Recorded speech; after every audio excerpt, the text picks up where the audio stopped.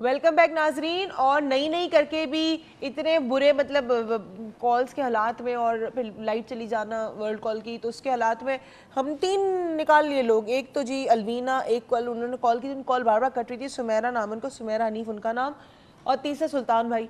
अब सुल्तान भाई वाउचर से कैसे डाइवर्ट होता है समझ नहीं आई कुछ मेरी, लेकिन एनीवेज जो हम वाउचर्स देते हैं वो इसलिए देते हैं कि जो लोग इस प्रोग्राम से फ़ायदा उठा सकते हैं और जो हमारी नॉलेज है, इन्फॉर्मेशन है, जो एजुकेशन हम आपको दे सकते हैं वो आपके लिए इजीली अवेलेबल हो, इसीलिए हम दे रहे हैं। अगर हम आज बात कर रहे हैं बहाने की, तो रेकी का सबसे बेसिक जो आपका, अगर आप मतलब you don't know the crux, so अगर आप बेसिक जो रेकी का रूल है कि अगर आप एक रेकी हीलर हैं और कोई आपसे रेकी मांगे तो आप उसको मना नहीं कर सकते, अंडर एनी सर्कमस्टेंसेस आपको देनी पड़ती है रेकी।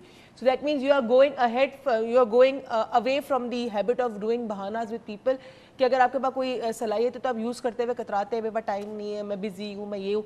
तो रेकी के एक असूलों में से एक ये भी असूल है, राइट? बिल्कुल। So every teaching that we do it supports whatever we say, and whatever we say supports whatever we teach. That's how we go. अच्छा जी, हमारे जो 3 वाउचर्स उनमें से पहले एक का नाम निकाले, फिर हम आगे चलते हैं क्योंकि अब तो कोई कॉल नहीं आनी है, तो एक कोई नाम निकाल लें। बिस्मिल्लाह बिस्मिल्लाह, किसी जिनका ज़रूरत है उनका नाम है।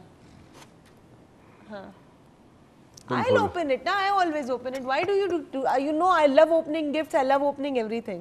इनके जितने गिफ्ट्स आते हैं ना, I swear you won't believe, सुल्तान साहब आपका निकला है। ऐसी कुदरत का You are the lucky one. Anyways, अगर आप आ सके तो आइएगा, अगर आपको लगता है कि डाइवर्ट होना है तो मर्जी है आपकी, लेकिन सुल्तान साहब आपको वाउचर निकला लेवल 1 के लिए, जो सैटरडे के दिन होगी, अप्रैल 6। आप हमारा जो नंबर है 034582211111 पे कॉल करके अपने वाउचर की कंफर्मेशन ले लीजिए। और उसके अलावा बहाने की बात है, बहाने में ज़िंदगी गुजर जाती है। ज़िंदगी कोई बहाना नहीं है। आप इस ज़िंदगी को या तो सिर्फ गुजारें बहाने करके, बहाने करते रहे, हर कोई अपॉर्चुनिटी है तो I am really tired, I can't do exercise, I can not do this, मैं तो ये कर ही नहीं सकती, मेरे में तो सलाहियत ही नहीं है, मैं तो बहुत मोटी, मैं तो बहुत पतली, मैं तो बहुत खूबसूरत इस बस्ती में जाने के लिए, या मैं बहुत बदसूरत इस महल में जाने के लिए। ये सारे बहाने अगर करते रहे तो ज़िंदगी में कभी कुछ अचीव नहीं करेंगे। आपके पास जो है वो सबसे यूनिक है, आपकी सारी एबिलिटी सबसे यूनिक है। So what ever you have, first cherish it, accept it, and then go ahead in your life for any challenge that you face, because challenge से भागने का एक बड़ा सिंपल सा बहाना है कि हम नहीं कर सकते, लेकिन उसको फेस करने की भी एक ही बहुत छोटी सी लाइन है, that yes I can do it. So you need to choose what line you have to say it in your mind and go ahead in your life. See you on Monday with again yet another program of dreams. तो अपने dreams जल्दी 123boss@gmail.com पे लिखना शुरू कर दे, is because हम आपके dreams का आंसर देंगे मंडे को। और तुमने एक बड़े बड़े बहाने की बात नहीं की। क्या? मेरे नसीब में तो है नहीं, मेरी तकदीर खराब है। मैं ये काम कर पहले किसी ने किया ही नहीं है, ये तो हो ही नहीं सकता। एक और बहाना है कि अभी मैं गई थी एक शूट पे, तो सॉरी थोड़ा टाइम ले रही, एक शूट पे गई थी, तो वहाँ पे कुछ मुजरिम से, जो वो तो मुलजिम थे, उनसे मेरी बात हुई, तो कहते उस वक्त जो गुनाह कर रहे थे ना, हमारी गलती नहीं, शैतान आ गया था। हाय, तो वो भी एक बहाना शैतान है, वो भी बहाना था। सही बात है। नाजरीन, बाज़ दफ़ा बहाने करने की आदत में हम बहुत कुछ खो बैठते हैं, क्योंकि वक्त किसी का इंतज़ार नहीं करता।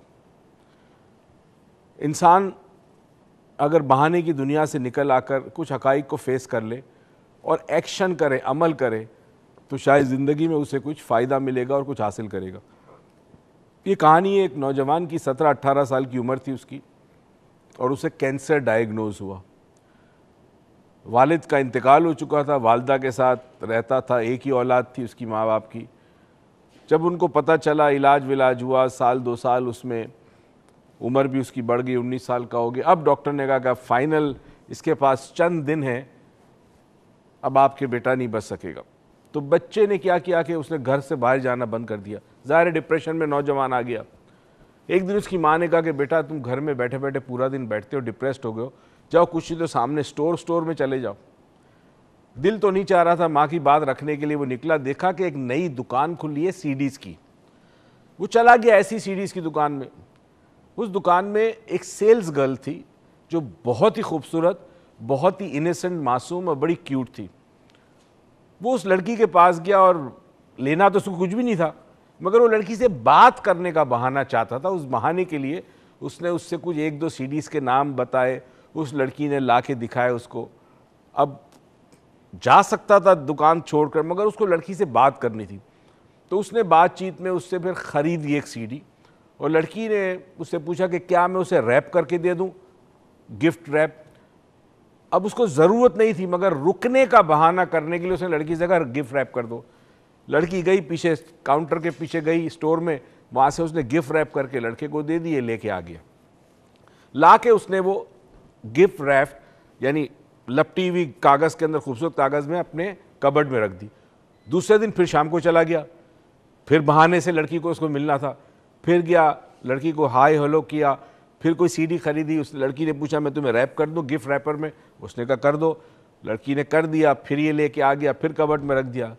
किस्सा मुख्तसर, ये रोज़ जाने लगा और उसके दिल में ख्वाहिश थी कि काश इस लड़की को मैं कहूँ कि चलो मेरे साथ खाने पे चलो, चाय पे चलो, मैं तुमसे बात करना चाहता हूँ, तुम मुझे बहुत अच्छी लगती हो। मगर वो इजहार नहीं कर पाया, क्योंकि हर मर्तबा सिर्फ जाता था लड़की को देखने के लिए, और उस बहाने के लिए वो सीडीज़ खरीदता था। काफ़ी दिन हो गए, जब वो नहीं आ रहा तो इसने फ़ोन किया उसके घर पे, तो उसकी वालदा ने कहा कि बेटा तुम्हें पता नहीं है, मेरे बेटे का तो इंतकाल हो गया। खैर लड़की बड़ी अफसोस हुआ उसको। अब माँ ने क्या किया कि कबर्ड खोले लड़के के कि जो फालतू सामान है वो फेंक दूँ, तो देखा कि कबर्ड में ढेरों सीडीज़ रखी थी, सारी की सारी पैक्ड। उसको अपना बेटा बड़ा याद आया, उसने एक सीडी निकाली, उसने कहा कि पैक्ड है, इस्तेमाल नहीं की, सुनी नहीं इसको। इसने पैकेट खोला जो सबसे आखिर में था, और उस पैकेट के अंदर से एक पर्ची निकली, एक चिट निकली। उस चिट पे लिखा था तुम बहुत क्यूट इंसान हो, तुम बहुत अच्छे लड़के हो, बहुत शरीफ हो, मुझे तुम अच्छे लगते हो, तुम मुझे कॉल करो, ये मेरा नंबर है, और हम कहीं चाय पीने चलेंगे, मैं तुमसे दोस्ती करना चाहती हूँ। और नीचे लिखा था सैरा। वो जो लड़की जिसके लिए लड़का जाता था वो भी उसे पसंद करने लगी थी, और उसने वो चिट रखी थी कि घर जाके जब ये खोलेगा और उसको चिट मिलेगी तो शायद ये मुझसे दोस्ती कर ले। बहाने बहाने में वो बात कह ही नहीं सका।